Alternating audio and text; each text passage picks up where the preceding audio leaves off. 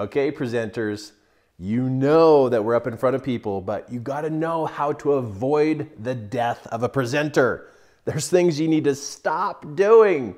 Pay attention, and I'll show you exactly what you just got to stop.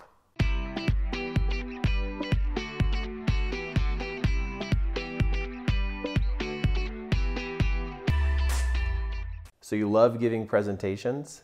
Well, let's talk about the death of a presenter. Like how you are going to completely ruin your presentation. There's always tips about how to do a great presentation, but let's talk about how you destroy it. Well, first, this is a big one. When you go to give a presentation, make sure you know your audience. If you stand up in front of a group of people and you don't know who you're talking to, you could be missing the point completely. And I don't care if your topic is amazing and you think it fits the general audience. If you're not sure who these people are, where they've come from, then you don't have the ability to be able to talk to them personally. You see, there are presenters who are data dumpers, and they just dump data on people wherever they go. And then people are like, oh, that's interesting. But I hope you're the kind of presenter that is a people mover, not a data dumper. Because people movers not only speak to the people, but they speak into their hearts. And the way you get into their heart is to know their background, know where they've come from, know the challenges that they're facing, know what it is and the reasons why they are in that audience. Know your audience. If you don't, it's going to be one of the deaths of your presentation. Number two, another death of a presentation is not to teach in a 360-degree experience. So 360 degrees is full circle, all the way around the whole circle. Now, what is the whole circle of presenting? You know, the 360-degree presenting. Well, number one, they're going to hear your presentation. That's the first portion of the pie, you know, of the whole circle. They hear your presentation. Second part is they need to see your presentation. Meaning, do you have any visuals? Do you have props? Do you have worksheets? Do you have screenshots? Because they need to hear it and see it. So now that's half of your presentation. They hear it and see it. The third part is that they feel your presentation. And this is where presenters really get messed up and they drop the ball right here. For the audience to feel your presentation means that you are authentic, you're vulnerable, you share real life experiences, you share stories. You know, stories of what you've gone through, your past experiences, the mistakes you've made. Because when you share experiences from your life, it makes you human. And when you act human, then those in the audience actually feel like they can relate to you. They can understand you better.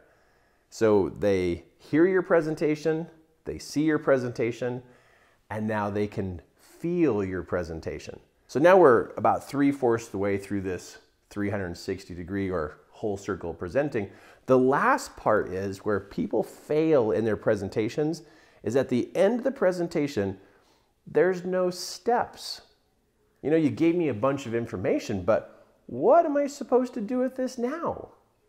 And most of the time, an audience will sit there listening to a great presenter, hear and be inspired about all these great things, but then the audience is left up to figuring out what they're supposed to do next. See, a great presenter will wrap up the presentation with action steps. At least 1 or 2 action steps for the audience so that they know what to do.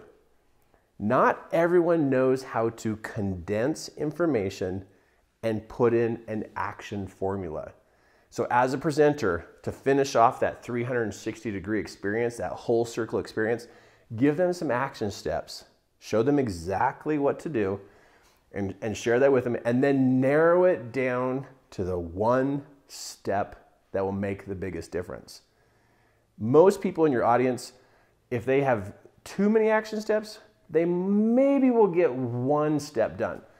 That's why after you give them action steps, to just help them out just a little bit more, narrow it down to 1. And then you pretty much just share with them, hey, of all these action steps, this is the one you want to take that will make the biggest difference in the shortest amount of time.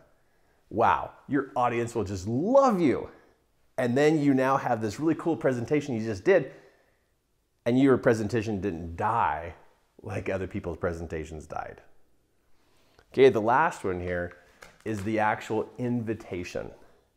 When you're talking about these 1 action steps that they take, you want them to be able to make and improve their own personal life. Sometimes I hear presenters who give invitations at the end, and it's all about some other activity that they're going to do. People come to presentations because they want their life to improve. And even if it's a business class or a marriage class or whatever class it is they go to, they really deep down inside, they wish that they knew what to do. They wish somebody could just give them that one insight of one thing they could change in their life. So when you do that, when you give that 1 action step, have it be something that actually helps build them. Because when a person feels better, wow, then they can do better. And when you can help your audience have a great experience about feeling good after the class because they took action on your suggestion, guess what they're going to do? They're going to tell their friends. They're going to tell their family. They're going to spread the word about you because you caused their life to improve. So no matter what course it is you teach, have that last action step, that 1 most important action step, be something that will help them individually improve their life. Now, I didn't put it on here, but here's 3.5. Here's 3.5. Another way that you could have, the death of a presenter experience here is if you decide you're going to show up to your presentation and wing it. I hear presenters who kind of like brag that they can show up and just wing their presentation. I think that is irresponsible. It is flat out irresponsible. Those people in that audience sacrifice time to be in that presentation. They could have been spending time with their family. They could have been doing something else to get them further in their life. And I believe every presenter has the responsibility to plan and prepare the best material possible. And I hope you're not the kind of presenter that just wings it, or you think it's some kind of cool thing that you can just wing it. And I watch people get up in front of audiences and they wing it. You can tell they're winging it.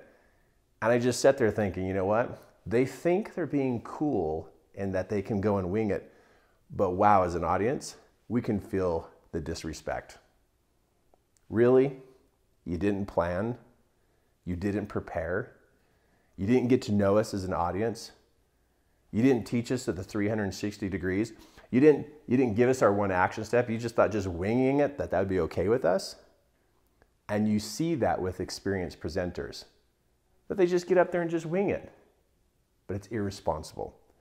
Care about that audience. They've sacrificed, they've put everything into it to be there, to be in that audience, hoping that you are well prepared. Let's care about the audience and really support them and do a good job and avoid this whole experience of having a death in your presentation because you missed the mark on this. This is what I do. I help great people become even better. And if you're a presenter and you like this, boy, this is something to take action on.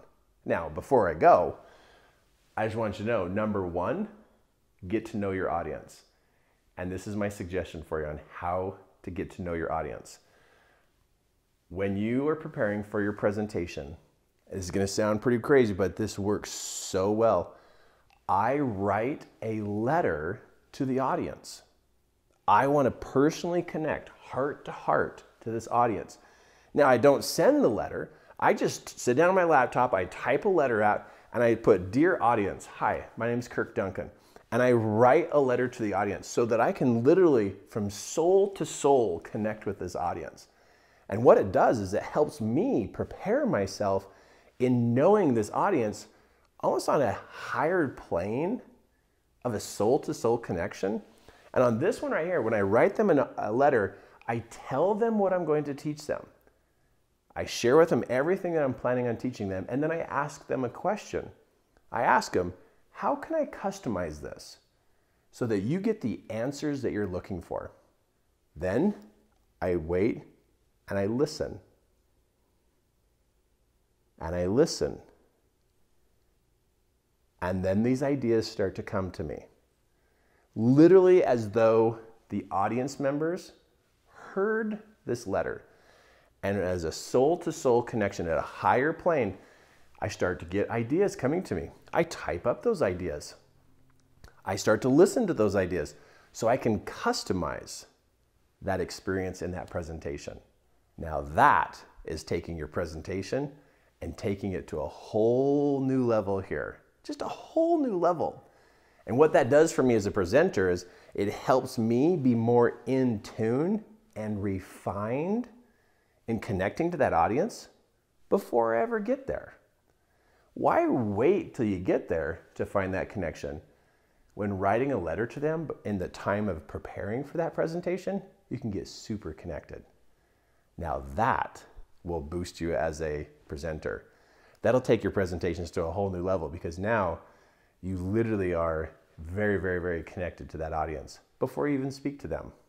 So here, as I'm sharing with you about these presentations, really consider that giving presentations is a very honorable, respectful, and a very, very, very important step because there's people out there that are going to listen to you, learn from you, that's going to help them change their lives. And that's what we do as presenters. Now, to learn more about giving great presentations, what you want to do is you want to definitely click subscribe so you don't miss any of these great training videos that I have for you. And then also go check out my website at 3keyelements.com and really look into the course that I have called Present Yourself. Fantastic training to help you look amazing as a presenter. So subscribe and check out Present Yourself, and let's take your skills to the next level.